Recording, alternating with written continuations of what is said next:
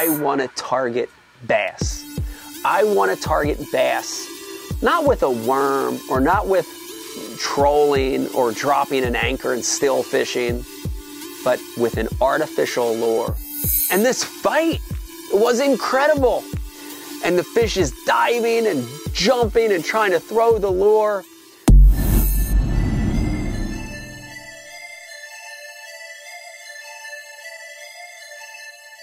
You know, from that moment on, from that fish on, I became obsessed with bass fishing.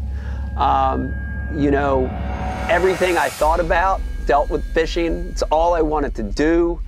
When I came home from that trip, I told Tom and Brian and Dave, and they got excited. And, you know, really it became our thing, like to the next level. And I remember all through middle school and high school, you know, all we wanted to do was go bass fishing. And, you know, we started going outside of the town of Runnymede to neighboring towns. We started fishing new bodies of water. But everything really changed at that point from revolving around just fishing to targeting bass. I got my own subscription to Bassmaster magazine. I started watching fishing shows on TV. Jimmy Houston, Roland Martin, Bill Dance, Orlando Wilson. I called a friend and said, let's go try. He said, I'm sorry, buddy, I can't go. I'm watching the Orlando Wilson fishing show. I started watching Bassmasters on TNN. And, you know, I think for all of us, for all four of us, you know, that period in our life, middle school through high school, it was what we loved to do. You know, I do want to tell you, though, that we were still sort of outcasts, right? We were still sort of the oddballs in this environment where a lot of people didn't fish. I vividly remember being in high school and, you know, freshman, sophomore year in high school, and us having to get rides to go fishing places because we still didn't drive. And I remember our moms dropping us off at lakes like Almanesson, Stella's Farm Pond, Assunpink Lake, all these different lakes. And I remember, like, as we got out of the car and gone into the trunk of our mom's car to get our rods and equipment, like, we're looking both ways to make sure that there's not other kids around, like, or there's chicks around that would see us. Because, like, fishing, like, wasn't a cool thing yet back then. And, you know, we were almost like, you know, like hiding behind this thing that, you know, we weren't fishermen when we loved it, you know? And looking back on it, it was totally wrong, but it was like nobody else fished. So it was this really weird thing. And, you know, we were hardcore, you know, all the way up to being seniors and graduating high school. You know, when I think back on big moments, this is the next one. And for my high school graduation, I got something that really sort of changed my life. You know, a lot of people, when they graduate high school, they get, you know, a card with money. They get some money put into their savings. They get a high school ring. You know, they're common high school gifts. But my high school graduation gift, I got a used John boat. I got a Coleman Crawdad, which is 11.5-foot polyurethane John boat. But this was a big deal. You know, this was a chance for me to get to the next level. This was a chance for me to fish new water. And this was going to be my first chance to compete in local tournaments. You know, the interesting thing is that little boat, I still have it today. I still have it to this day. And I gifted it to my son Vegas so he could, you know, sort of take that same route. But looking back on it, you know, graduating high school, getting this little boat, getting ready to enter college, you know, this was the vehicle. This was the next great moment for me to head to the pro levels. It's the summer of 1990. Graduated high school, and I've got a John boat. Things are about to change for me, you know. You look back on those things and, you know, you wonder if some of it's like fate, or does it happen for a reason, or, you know, you look back on it and you wonder, but some things started to happen that were really important in my life.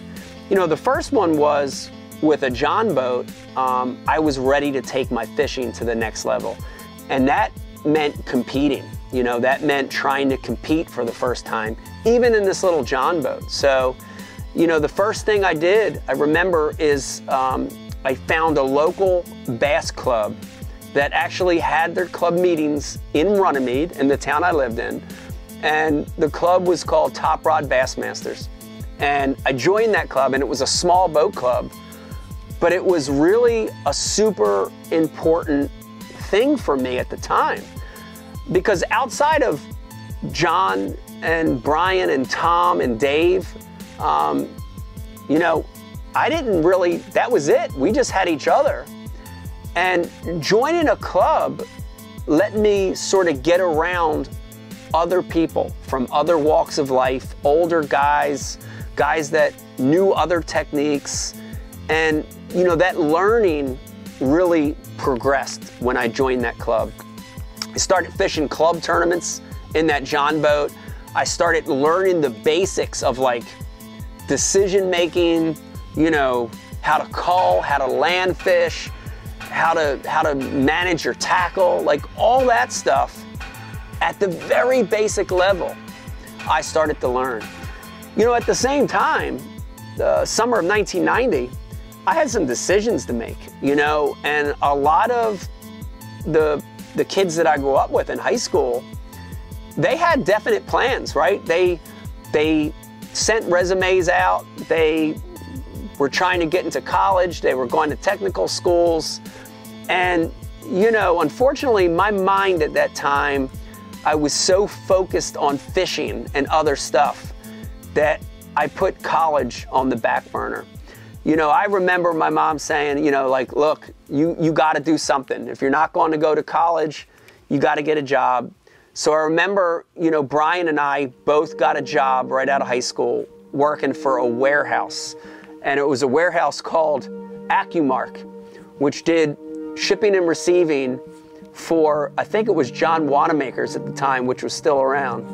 And we did shipping and receiving, and it was a pretty bad job. It was not a fun job. It was a lot of work. It was dirty. It was noisy. It was rough. And you know, it was the best, worst job I ever had in my life up to that point. And you know, just that summer working in a hot warehouse, you know, I remember saying, man, this is not what I want to do. This is not what I want to do. And I made a decision after working there for 2 or 3 months. I made a decision to work my way back to school, to head back to school. And, you know, to take some college classes at a community college, which was a Canham County community college, to get enough points, to get enough grades to be able to apply to a school.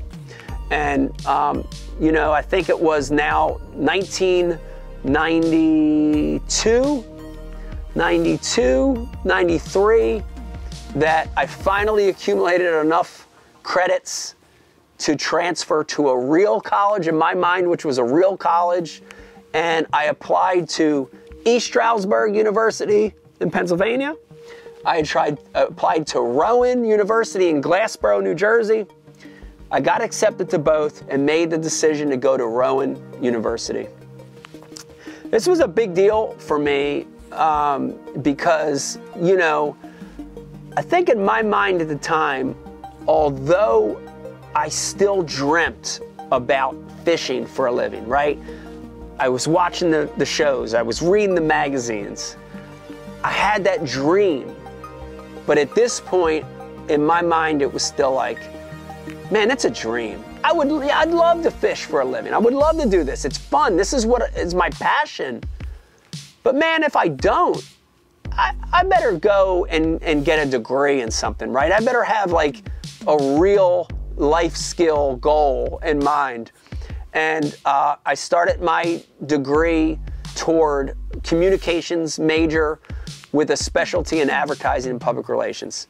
So, you know, starting rowing, man, I still had the dream, but I think I also had a little bit in my mind that said, man, the odds of me fishing for a living or trying to do something in fishing full time, very slim. So I was I was a big dreamer, but I was a little bit of a realist. And, you know, I was ready to get my degree.